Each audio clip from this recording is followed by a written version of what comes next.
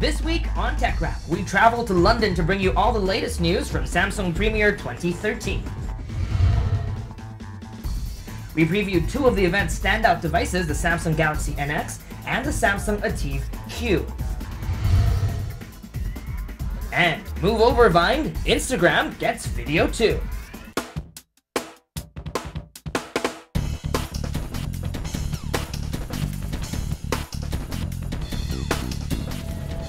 Hi, I'm Michael Josh, and this is TechRap, your weekly source for tech news, gadget reviews, app recommendations, and social media tips. We're here in London to cover Samsung Premier 2013, where the South Korean company launched a slew of new devices, including the world's very first interchangeable lens camera that comes with LTE connectivity and is powered by Android. More on that later, but first, just months after the release of its flagship smartphone, the Galaxy S4, Samsung is expanding the S4 line with 3 new S4 smartphones, all of which have been announced in previous weeks, but made their first public debut at the event. First, we saw the S4 Mini, a 4.3-inch, not as powerful version of the original S4. The S4 Active, almost spec per spec and equal to the original S4, but both water-resistant and dust-resistant. We got some hands-on time with the S4 Active to test out its waterproof capabilities. It's interesting to note that the back cover of the phone is still removable. Rubber stoppers prevent water from coming in, but you should be careful to snap it back on properly. The USB port also gets a port cover, but interestingly enough, the headphone jack doesn't need a port cover. Another thing we discovered was that the screen, a TFT screen, unlike the Super AMOLED in the original S4, will not work underwater. But you can turn on Aqua mode and assign the volume rocker as your shutter button, so you can continue taking shots underwater. Finally, the S4 Zoom. The camera/digital camera can shoot 16 megapixel images with 10 times optical zoom. We were happy to see Samsung include a xenon flash, which is supposedly better than the LED flashes we see on most smartphones these days. You can check out our hands-on review of the S4 Zoom and the S4 Active by clicking on the videos over here, but make sure you come back to enjoy the rest of the show. Facebook CEO Mark Zuckerberg is in South Korea this week for a series of meetings, including one with South Korean President Park Geun-hye. But what's most interesting is his meeting with Samsung CEO Kim Jong-kyun. Now, Samsung says that the meeting is to discuss potential partnerships, but Facebook has remained mum on the matter.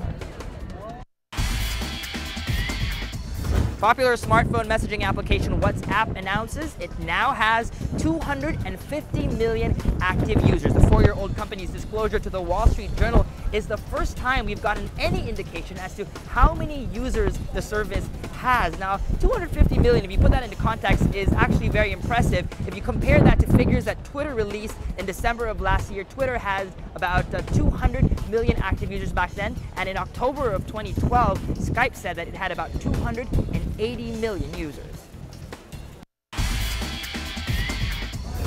If you recall, a few weeks back, we reviewed the Samsung Ativ Smart PC Pro. That same week, Samsung announced that all of its Windows 8 products would be covered under the Ativ brand. Well, at Premier 2013, a new line of Ativ products were announced, including the Ativ Tab 3, the world's smallest Windows 8 tablet. The device is available with or without a keyboard. The Ativ One Style, an all-in-one PC reminiscent of the iMac.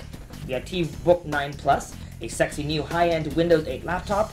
The Ativ Book 9 Lite, a lower-spec version of the 9 Plus. And the Ativ Q, a convertible notebook that runs both Windows 8 and Android.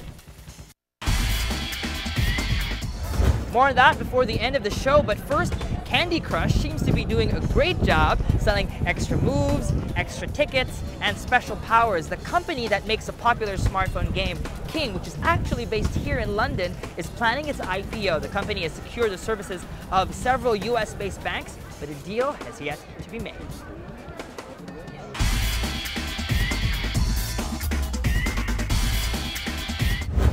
In response to the popularity of short video sharing app Vine, this week Facebook announces Instagram is getting video.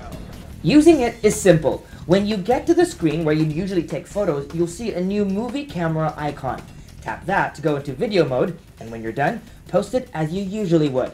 Unlike Vine, which imposes a 6-second limit, users can record up to 15 seconds worth of videos using the Instagram app. On iOS, you can use both the front-facing and back cameras. Instagram has also added 13 new filters, but specifically for video. Before you post your video, you can also pick a thumbnail, which will be the default image that shows up when your video is not playing. You can watch videos from the Instagram newsfeed on your smartphone and on the web. Videos will have a play icon on the upper right-hand side. Video for Instagram is currently available on both iOS and Android. Make sure you update your app to the latest version 4.0. The two standout products we saw at Premiere 2013 was the Samsung Galaxy NX and the Samsung Ativ Q. Now, what makes these devices so special? Check out our hands-on review. This is our hands-on review of the Samsung Galaxy NX. It's the first camera of its kind in the world with an interchangeable lens to run off the Android OS. That's the reason why it has that Galaxy branding. A lot of people will probably ask, because it runs Android, does it mean I can make phone calls? Does it mean that I can send SMSs? Those two things you cannot do with this device, although all the other Android apps are there. So you can upload your photos to Instagram, to Facebook, to Twitter, straight from the camera. It does come with 3G and 4G LTE capabilities, so if you pop in one of those SIMs, then you'll automatically have a data connection on top of the Wi-Fi options. It comes with a 1.6 gigahertz quad-core processor, 2 gigabytes of RAM, 16 gigabytes of internal storage. Now let's take a look at its specs as a camera. It can shoot 20.3 megapixel images. It comes with a 24mm sensor and Samsung's very own Dream 4 image processor, which can take photos better than your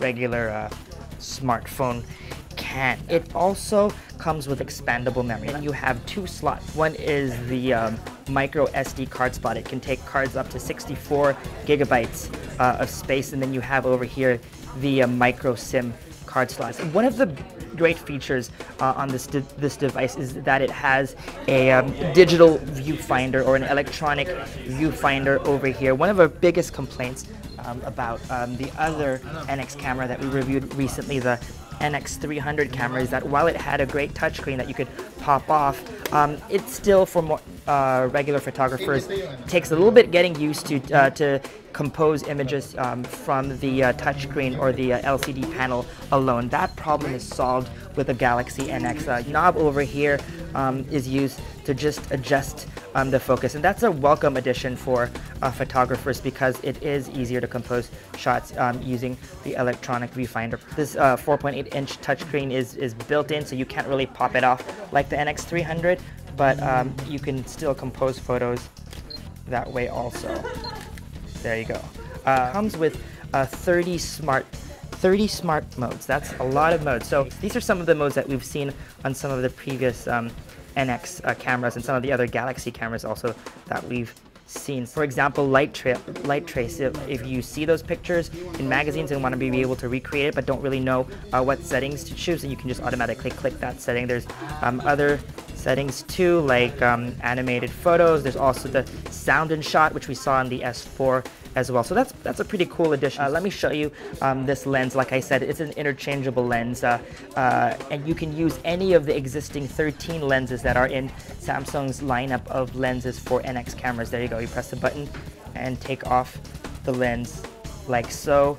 Now there's no word on pricing at the moment, but we expect the Samsung Galaxy NX camera to be available in the third quarter of 2013. This is our hands-on review with the Samsung Ativ Q. Now, if you take a look at this device, it is a tablet device. It's really thin actually, but it's more than just a tablet. It's actually a computer. So it comes with 4 different modes. This is like your standard mode where the display comes up like a computer monitor where you can just type on the keyboard. It runs on Windows 8. And there's another mode, almost like a suspended mode over here. Let me give you a better shot of that. You can basically adjust the display at any angle that you prefer.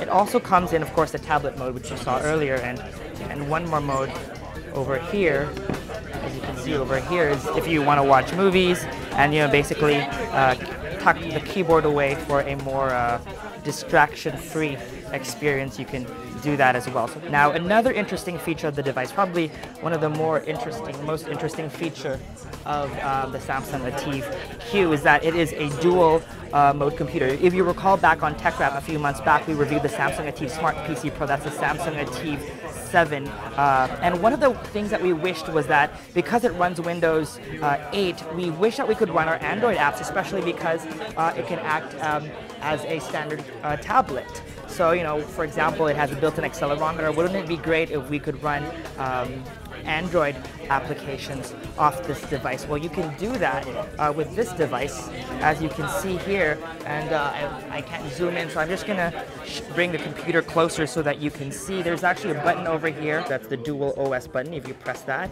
we will get Android. And let me just show you an Android application. Let me just show you an Android application running on the Samsung Ativ Q. Let's run Angry Birds, for example. They promise you that there won't be any lag running Android apps. This is Angry Birds. Let's take a look. Let's just play level 1. So it's easy. Here we go. So as you can see, Android applications run pretty well on this device. This is a dual OS device. It runs Android 4.2 Jelly Bean, and at the same time you can hit the Windows key and go back to Windows 8. Let me just show you the keyboard. Because of its unique profile, it doesn't have a trackpad. Instead, it has this jewel ball over here in the middle. It has like a jewel-like glass finish to it, and that's what you use for instead of a mouse or instead of a trackpad.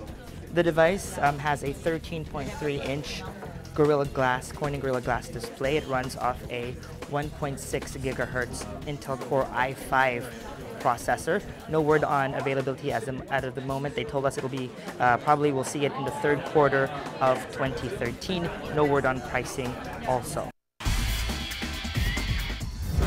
And that was TechRap. For news and updates, don't forget, follow Rappler.com on social media. We're on Facebook, Twitter, Instagram, and Google+. And if you have any comments or suggestions, send emails to techrap@Rappler.com or use the hashtag TechRap on Twitter. Next week, we'll be back in Manila, where we throw 3 amazing smartphones in the TechRap battle ring for a camera phone shootout that you don't want to miss. That's all for this week, folks. From Leicester Square in London, I'm Michael Josh. Thanks for dropping by.